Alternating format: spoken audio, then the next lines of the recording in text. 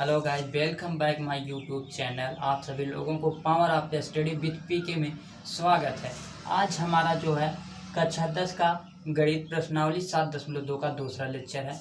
इसके पहले हमने एक पहला लेक्चर जिसमें 2 क्वेश्चन को हमने सॉल्व किया था। आज हमारा तीसरा क्वेश्चन है, तो चलते हैं समय को बर्बाद किए बिना। तो हमने यहाँ पे क्वेश्चन को नहीं लिखा क्योंकि क्वेश्चन बहुत ही लेंदी था, इसलिए हमने क्वेश्चन को नहीं रखा है। तो हम किताब से पढ़ देते हैं, आप सब अपने बुक्स में देख लीजिए। क्वेश्चन बहुत बड़ा है, ठीक है। तो हम पढ़ देते हैं। आपके स्कूल में खेल कूद क्रियाकलाप आयोजित करने के लिए एक आयताकार मैदान ABCD में चूने से परस्पर 1 मीटर की दूरी पर पंक्ति बनाई गई है। हमारा कोई एक आयत है जो ABCD आकार का यानी आयताकार का आकृति है, ठीक है, जिसमें 1 मीटर की दूरी पर पंक्ति बनाई गई है। AD के अनुदिश परस्पर 1 मीटर की दूरी पर 100 गमले रखे गए, यानी कि 1 मीटर की दूरी है, बीच में 1 मीटर की दूरी है और 100 गमले इसी प्रकार रखे गए हैं, ठीक है। तो 100 गमले रखे गए हैं जैसा कि आकृति 7.12 में दर्शाया गया है। निहारिका दूसरी पंक्ति में, यानी यहाँ से दूसरी पंक्ति में AD यानी कि AD हमारा AD है, AD के 1/4 भाग के बराबर की दूरी दौड़ती है, ठीक है। AD के बराबर यानी कि AD हमारा कितना है, AD हमको हमारा 100 यानी 100 गमले रखा है 1 मीटर की दूरी पे, ठीक है। तो हमारा 100 मीटर हो जाएगा, यानी 100 का कितना है 1/4 भाग है, ठीक है, यानी कि 25 हो जाएगा। अब उसके बाद क्या है, बराबर की दूरी दौड़ती है और वह वहाँ एक हरा झंडा गाड़ देती है। ये यहाँ पे आती है, यहाँ पर पहुँचती है और हरा झंडा गाड़ देती है, ठीक है। उसके बाद क्या है, दोनों यानी कि गाड़ देती है। प्रीत 8वीं पंक्ति में है, प्रीत यहाँ पर है, प्रीत यहाँ से 8वीं पंक्ति में है, 8वीं पंक्ति में AD के 1/5 यानी कि 100 का 1/5 भाग यानी कितना 20 हो जाएगा हमारा, ठीक है। तो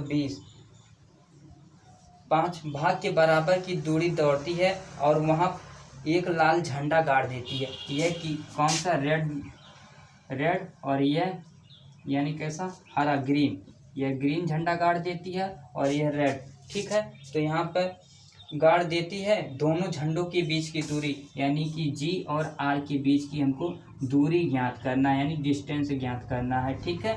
और क्या ज्ञात करना है, क्या है, यदि रश्मि को एक नीला झंडा इन दोनों झंडों को मिलाने वाले रेखाखंड पर ठीक आधी दूरी पर गाड़ना हो तो उसे अपना झंडा कहाँ गाड़ना चाहिए, यानी हमको बीच की दूरी और इसका मध्य बिंदु ज्ञात करना है, ठीक है। तो सबसे पहले अब यहाँ पे हमने लिख दिया है, क्या ज्ञात करना है, झंडों के बीच की दूरी ज्ञात करना है और मध्य बिंदु, इन दोनों के मध्य बिंदु का ज्ञात करना है, ठीक है। तो सबसे पहले हम देख लेते हैं। अब हमारा यहाँ पे हम जो G लिखे हैं इसको G मान लेते, इसको R मान लेते हैं। तो G का हमारा निर्देशांक क्या होगा, तो यहाँ पे यानी X अक्ष पे कितना है 2 है, उसके बाद Y अक्ष पर कितना है 25 पे है। यहाँ मतलब 100 का यानी AD का 1/4 भाग है ना, तो यहाँ पे 4 से जब काट देंगे 100 को 25 हमारा आ जाएगा, तो यहाँ हमारा 25 हो जाएगा। ये निर्देशांक यस का आ गया। अब यानी G का और R का निर्देशांक क्या होगा, तो यहाँ से 8वां है, X अक्ष पे 8वें पे है, उसके बाद कितना है Y अक्ष पे कितना है 20 है, 20 यानी कि AD का 1/5वां भाग है, ठीक है।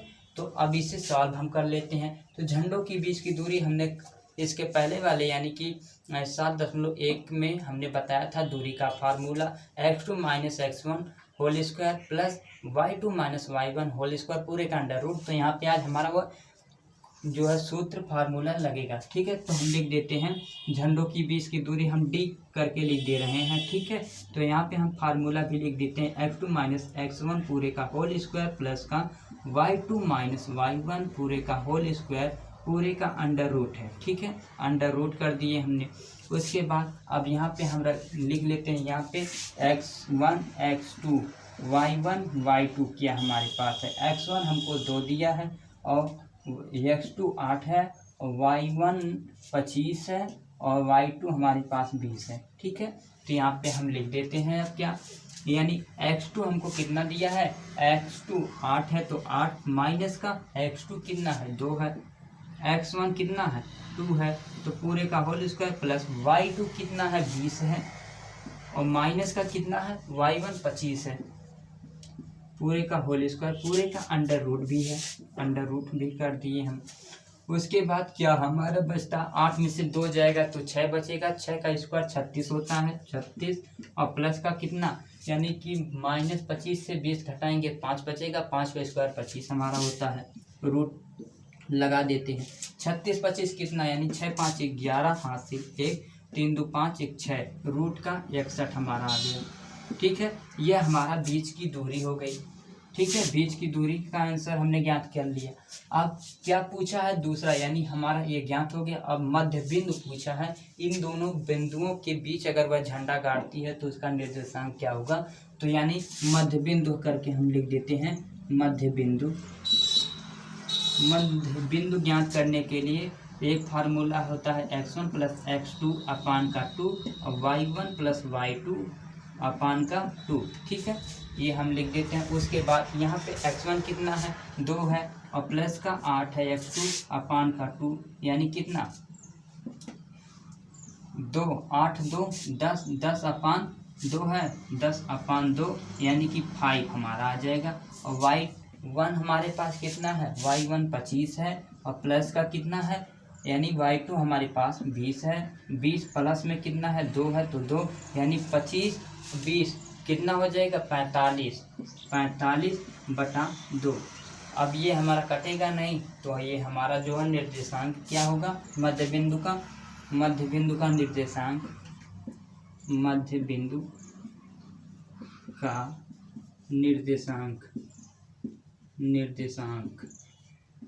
निर्देशांक यानी कितना हो जाएगा 5,45/2, ये हमारा निर्देशांक हो जाएगा। ठीक है, इस प्रकार से हमारा क्वेश्चन नंबर 3 सॉल्व हो जाता है। अब आ जाते हैं क्वेश्चन नंबर 4 पे। क्वेश्चन नंबर 4, बिंदुओं -3, 10 और 6, -8 को जोड़ने वाले रेखाखंड को बिंदु -1, 6 किस अनुपात में विभाजित करता है। यानी हमको क्या ज्ञात करना है, अनुपात ज्ञात करना है कि किस अनुपात में यह विभाजित कर रहा है। ठीक है, तो सबसे पहले जो दिया उसको लिख लेते हैं। यहाँ पे दिया है, क्या दिया है, सबसे पहले x1 दिया है, x2 दिया है, y1 दिया है, y2 दिया है और x दिया है, y भी दिया है। ठीक है, तो x1 हमारे पास -3 दिया है और x2 हमारे पास 6 है और -1 हमारा x है। उसके बाद 10 y1 है और -8 y2 है और 6 हमारा जो है वह की क्या है y है। ठीक है, ये हमको इतना दिया गया है। ठीक, अब यहाँ पे आ जाते हैं, हम डायग्राम बना के थोड़ा सा आपको समझा के मान लेते हैं कोई एक बिंदु ये है और एक बिंदु ए है, ये ए मान लेते हैं और ए बी मान लेते हैं। ये हमको दिया है -3, 10 और ये हमको दिया है 6, -8 दिया गया है। और यहाँ पे मान लेते हैं ये कोई हमारा बिंदु है। ठीक है, -1, 6 ये हमको दिया है। ठीक है, तो यही पूछ रहा है किस अनुपात में विभाजित है। इसको हम मान लेते हैं ये अनुपात हमारा के है और ये माना अनुपात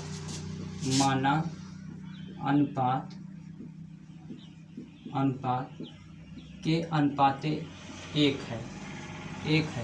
ठीक है, तब एक हमारा फार्मूला जो होता है वह होता है कि x2 + x1 + अपान में k+1 ये हमारा फार्मूला होता है। और y के लिए यहाँ पे x की जगह पे y लिख देते हैं, ठीक है। तो इसे सॉल्व कर लेते हैं अब, यानी कि x यानी k हमारा कुछ नहीं है तो k, और x2 कितना दिया है 6 दिया है तो इंटू का 6, और प्लस का x1 कितना दिया है -3 दिया गया है, ठीक है।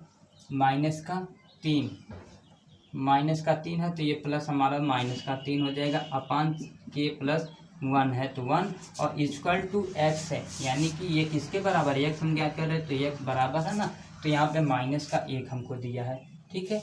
तो इसे अब सॉल्व कर लेते हैं, तो सॉल्व करने के बाद हमारे पास कुछ इस प्रकार का आ जाएगा, यानी कि 6 यानी 6k -3 अपान में k+1 और इक्वल टू -1 है, अपान में 1 हम मान सकते हैं। तो त्रिय गुणा जब कर देंगे इसका तो हमारे पास क्या आ जाएगा, यानी 6k -3 इक्वल टू -k और -1, ठीक है। उसके बाद क्या आ जाएगा, चर एक तरफ अचर को एक तरफ कर लेते हैं, 6k माइनस है तो इधर प्लस में आ जाएगा, तो k इक्वल टू -1 माइनस है तो इधर प्लस में आ जाएगा 3, तो यहाँ पे 6 यानी 7k हो जाएगा, 7k इक्वल टू कितना, 3 में से 1 जाएगा तो 2, यानी कि हमारा जो अनुपात आया वह 2:7 का अनुपात आएगा, ठीक है। अब यहाँ पे हम y का निकाल लेते हैं, y के लिए निकाल लेते हैं, ये हम फार्मूले को नहीं रखेंगे क्योंकि नहीं तो यहाँ पे आएगा नहीं, ठीक है। तो डायरेक्ट हम लिख लेते हैं y बराबर, y हमको क्या दिया है, y हमको 6 दिया है, इक्वल टू कितना यानी k, और इंटू में कितना y2 हमको दिया है -8 दिया है, प्लस में 10 यानी y1 अपान में k+1 इक्वल टू कितना -8 k प्लस का 10 अपान में कितना 6 यानी k+1 इक्वल टू कितना 6 दिया यानी 6, ठीक है। तो अब इसका हम त्रिय गुणा कर देते हैं, त्रिय गुणा करने पर क्या हो जाएगा, यानी कि -8k प्लस का 10 इक्वल टू 6k प्लस का 6, ठीक। उसके बाद क्या हो जाएगा, हमारा चर को एक तरफ अचर को एक तरफ, -8k माइनस का ये 6k इक्वल टू 6 माइनस का 10, तो हमारा 8 6 14 यानी कि 14k हो जाएगा, 14k इक्वल टू यहाँ पे 10 में से 6 जाएगा तो -4 बच जाएगा, -4, ठीक है। तो माइनस से माइनस बर्बाद हो गया, तो यानी अब इसको जब हम 2 कॉमन ले ले या फिर 2 से काट दें तो कितना हो जाएगा, 7k इक्वल टू 2, ये हमारा दोनों बराबर आ चुका है, यानी के बराबर क्या, के बराबर 2/7, ठीक है। जो हमारा है के अनुपाते ए इक्वल टू कितना 2:7, ये हमारा आंसर आ गया, 2:7 के अनुपात में विभाजित करेगा, ये हमारा 2 होगा और ये हमारा 7 होगा, ठीक है। तो 2:7 के अनुपात में विभाजित करेगा। इस प्रकार से क्वेश्चन नंबर 4 भी हमारा समाप्त होता है। और मिलते हैं नेक्स्ट वीडियो में आप सबसे, तब तक के लिए आप लोगों से एक रिक्वेस्ट है, अगर वीडियो अच्छी लगी हो तो लाइक करिएगा, चैनल को सब्सक्राइब करिए और ज़्यादा से ज़्यादा अपने दोस्तों तक शेयर करिएगा, क्योंकि आपका एक लाइक और एक कमेंट और एक सब्सक्राइब से हमारी ज़िंदगी संवर सकती है। धन्यवाद।